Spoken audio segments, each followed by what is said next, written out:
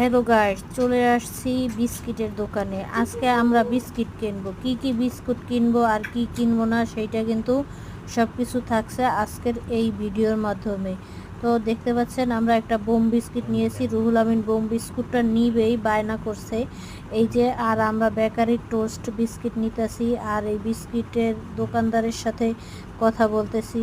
তাকে বলতেছি যে আপনি এত ভেজাল ভেজাল বিস্কিট রাখছেন কেন? এই যে সব চকলেট আইটেম বিস্কিট, এই যে দেখতে পাচ্ছেন সব কিন্তু চকলেট আইটেম।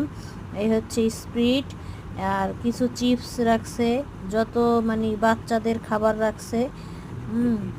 এই যে দেখতে পাচ্ছেন এখন জানো একটা স্প্রিট নিছে, স্প্রিটটা খাবে। আর এই হচ্ছে চিপগুলো, যার ভিতরে চিপস থাকে অল্প একটু আর পামে ভরা। এই দেখেন যে সব রকমের কোল্ড ড্রিঙ্কস, যার যার লাগবে শেষে এইখানে আসবেন আর কিনে নিয়ে যাবেন। ধন্যবাদ, আজ এ পর্যন্তই। সবাই ভালো থাকেন।